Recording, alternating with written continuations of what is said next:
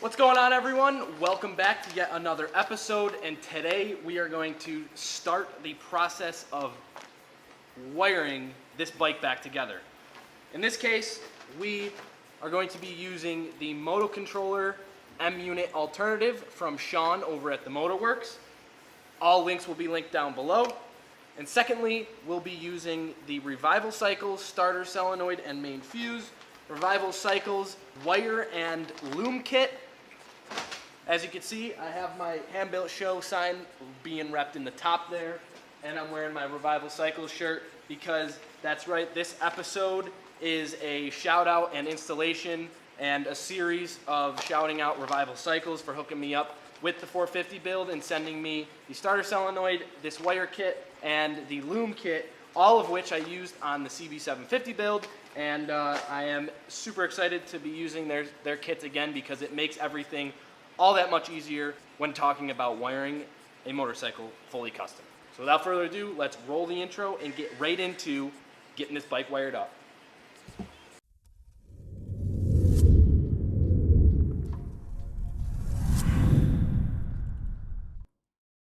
All right, guys, so when it comes to wiring your custom cafe racer or motorcycle or any custom build you're doing and it involves rewiring your bike, you're either going to go with, Moto Gadget, the Moto Controller from the MotoWorks, or maybe you got something drawn up that is homemade, or maybe something from NWT Electronics, whatever it may be in terms of aftermarket wiring solutions.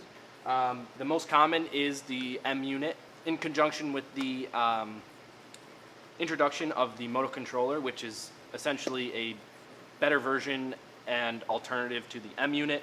We'll get into those specifics later once we start actually plugging things in, but mainly I wanted to get to the actual wire loom. And the standard Moto Gadget one you get is great, it works. However, these directions and layout that Revival Cycles provides you guys with, also with the tie straps and the extra connectors, and in addition to that, the physical quality of the wires are heightened compared to the standard. Also, they provide this deluxe kit where you get the wires, connectors, splicers, there's a main fuse connector in case you need it, zip ties, heat shrink, and you get electrical tape, wire loom for the whole chassis, and a whole whop of things, and you get a full diagram of what is what, so you know where everything's going. As a first-time builder with the CB450, I used this Revival Cycles Deluxe wiring kit because of the added direction it gives, and frankly, it really did help the whole scenario. I'll get into what the directions look like. It also comes with like ferrules and whatnot for the M-Unit. In addition to the Deluxe wire loom kit, I also was sent a starter solenoid and main fuse, which I also am running on the CB450 build. Particular starter solenoid is incredible because it has a main fuse built into it, and it's moderately priced, very, very friendly. You also are provided with a wire diagram for how to involve your RIX regulator rectifier to be wired in properly to the starter solenoid and main fuse. This episode is going to consist of an easy task, and that is simply getting the handlebar push buttons all wired in. I'm at a point where I'm ready to start wiring the bike up, but not quite fully. So I'm going to start with where I can. Instead of wasting time and not doing anything, I'm going to do what I can at the time right now, and that is starting by wiring in these push buttons, of which are from Sean over at the MotoWorks, which he also is hooking me up for the 450 build to feature some of his new products on the 450 build, and one of which are these push button controls. They are fully billet aluminum, very light, very high quality. The buttons sound great, and they are anodized in black. I believe you can get a clear version as well. Now that we've established sort of a little bit of the start of the wiring and what components we're going to be using, mostly everything is from Sean over at the MotoWorks in terms of electrical components that we'll be using, and the loom kit and starter solenoid is also from Revival Cycles. Highly recommend you guys checking that out. I will have everything linked below to everything I'm talking about and featuring and going through what's what. But in the meantime, we're going to start by wiring in these push button controls, and I'm going to take you through the whole process of doing these, of wiring these up. So let's get to it.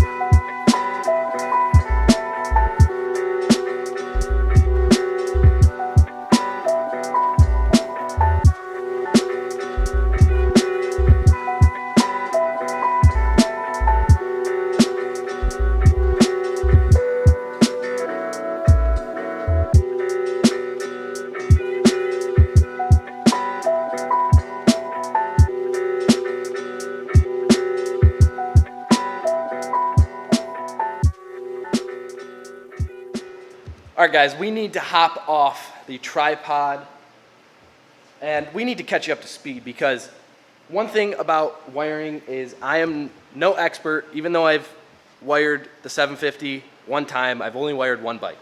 And this time it's going a bit smoother, but for me to just sit here, film me trying to like remember and figure this stuff out, it would just be an utter waste of time. So when it comes to wiring, I really need to focus. And when you wire, the hardest part is thinking 15 steps ahead than what you're doing currently in the moment. So that's what I've been dealing with.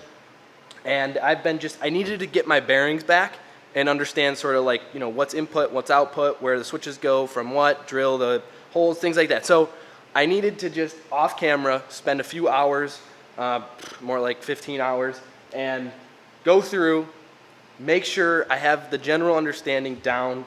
And what I'll do instead is just walk you guys through where I'm at, how I got there, and if I ran into any issues that I think I should relay the message to. So now we'll kind of hop on the tripod and walk you through a little bit of what is what. Okay, so to begin here, I have my battery mounted and wired in, have the starter solenoid main fuse wired in, I have the MotoWorks motor controller mounted, wired in, which is basically just the M unit alternative. And then I have one set of push buttons wired in right here. I just have this mounted, not wired in, and I have the key lock wired in, working as it should. So what I've been working on for the past few days, and what I've been really dealing with and struggling with, is getting the starter motor to turn over when I press the button. The button works, operates as it should. But for whatever reason, I have been following this diagram like 50,000 times, and I've went through and checked everything to make sure it's in the right place, which it is. And for whatever reason, when I press and hold the button, it does not initiate the starter motor, and that is not a starter motor failure. I know for a fact that works because I tested it. Moving on, I have the rear blinkers wired in right here. The battery, I have the positive cable that goes around and connects to the starter solenoid, the starter motor wire which comes here, here, down under, and then around. I'm using these bus channel thingies. I forget what they're called, but you can just grab them on Amazon. But they're great for using it for grounds and splicing, things like that. So I use it for a ground, and this is one of this. I'll probably put another one up here, but here's one of them, and I have the ground from various things going into there. I have the main unit grounded, which don't forget on an M unit or one of these, any unit you use, make sure you clean, see these are ground contact points. Make sure you clean underneath a clean spot, clean the powder coat off so there's a clean contact point for those main grounds. Furthermore, I have the ignition lock wired in, which goes up here and there. Finally, my main engine ground, which goes from the battery through here up to the engine mount, which also, this is what I mean by cleaning off the contact points under the M unit. You have to make sure all the back and the front and the actual frame is clean, and a clean ground for your grounding, for your main grounding, central grounding point for your wiring harness. That's very important. And then up on the switches here, as you can see, on this one, I have wires coming down here. They have yet to be routed back. We're going to do that last. But essentially, you drill one hole about this big, put some heat shrink on the bottom there, and then you just connect it up. Pretty straightforward, pretty easy. And what I have up here is another central grounding point, which I have grounded right to the coil, which is totally fine. And then all of my switches on the right-hand side will be grounded into here. And I have on my right side starter button, configuration for the speedometer, and then the headlight, or high beam light right there. On the left, we'll have left, right blinkers and horn. But before we wire in the left-hand side control, we are waiting for our grips to arrive in the mail. Moving on to the front here, I have wired in the left and right blinkers, all nicely routed through here, drilled the hole. Here is a carbon fiber headlight from the MotoWorks as well. You can see how everything's mounted up. Very clean, very sleek, and is looking spectacular so far. Oh, one last thing I forgot to touch on is I have wired in the regulator rectifier, which comes up here. There's a ground and a 12 volt, goes in the starter solenoid, and that is all dialed in with one of these standard, old school style connectors. I'll, tape that I'll zip tie that to the frame, nice. And then here's your neutral switch, which I'll wire in eventually. But essentially, I am just going through, making sure all the buttons work properly, making sure everything is going to operate properly. And next, I'm going to do the ignition system, which is the coils, and then the electronic ignition. So we'll connect those, bring it back. So I'm just going to kind of get back to it.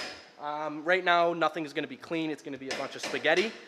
Because what I want to do is make sure, the leads work as they should. Once they do, and once everything is in place, wired in where it should be, I will then trim and route everything as cleanly as possible and trim any excess length off the wires. With that being said, we're going to hop back on the tripod. I'm going to work on installing the headlight and just kind of whatever else I find myself getting into, mainly the ignition and the headlight. And then we'll go through all the controls, make sure all those work properly. And yeah, so that being said, we're going to hop on the tripod, roll the cue up the music again, and let's get right back to wiring.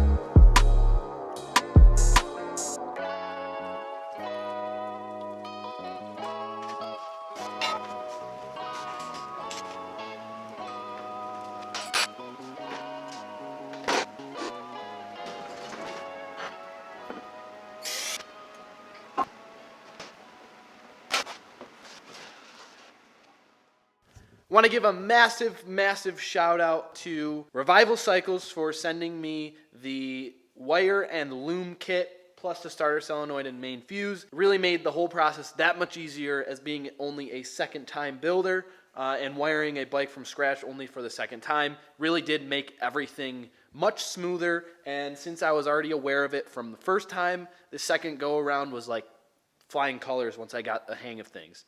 Second is a huge shout out to Sean over at the MotoWorks.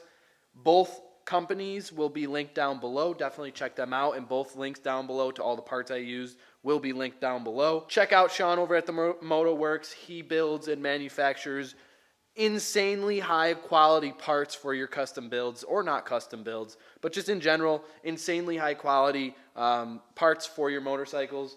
Mainly for custom builds. And a cool little neat thing about Sean over at the MotoWorks is that everything is designed and manufactured in-house in Rochester, New York, which is the coolest part about everything. Let me know if anyone has any questions at all regarding what I just went through in this whole video. Anything at all, drop a comment. Let me know. I would love to answer it or point you guys in a direction that could help you get a little closer to figuring out what you're trying to figure out. So just wanted to give those two companies a huge shout out for helping me out. It has been one hell of a journey wiring this bike. It went actually way smoother than the 750 process did.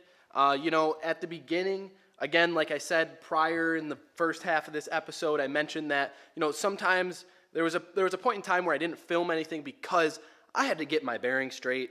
Otherwise, I'd just be like worried about filming and distracted and just running up storage space. So I figured, let me just take a deep breath, put the camera aside for a little bit, and focus on and remember and re-engineer my brain to think in the way we did with the 750 in terms of wiring, sort of remember and recall those steps.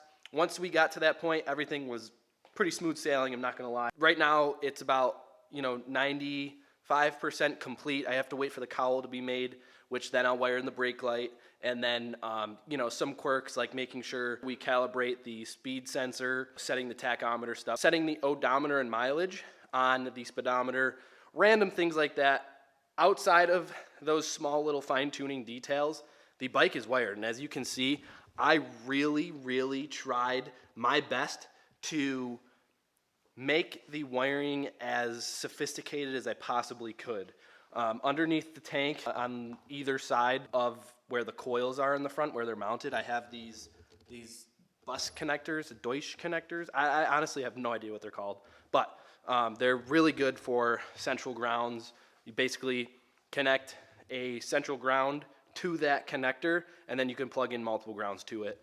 So I used all of my handlebar control grounds to be plugged into those up front in the bike, so I didn't have to have as many wires coming back to the unit, and it just kept things much more clean. And well, I really tried to think as thoroughly as possible in routing things, and I think it turned out pretty darn good for my second time ever wiring a bike from scratch.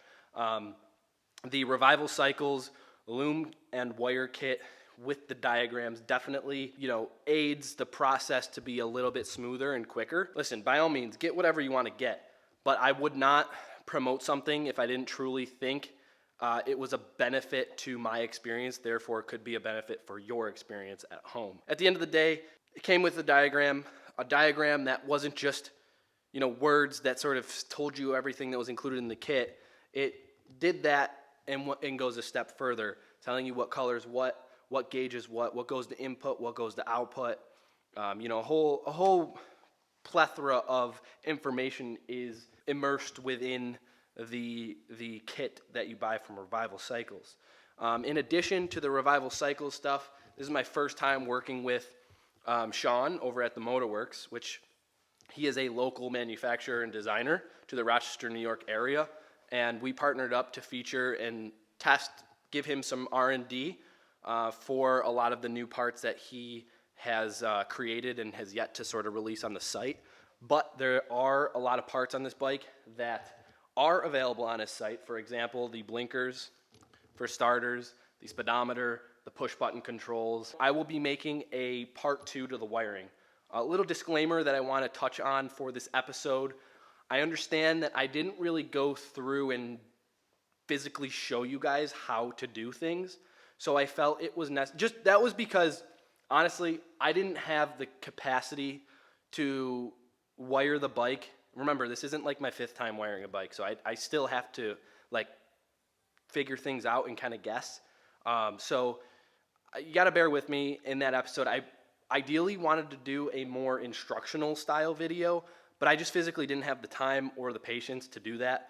So I went ahead and kept the style the same. I time-lapsed most of it. I used the text like I usually do to give context to things and how it works and what's going on next and so on and so forth. But there will be a part 2 to the wiring episode series. And part 2 is going to entail me talking about all the parts, specifically all the parts, how they look on the bike mounted, how they basically wire in, and then we'll go through and explain to you guys. This is universal to most aftermarket PDM systems. So you have the motor controller, the M unit, yada yada.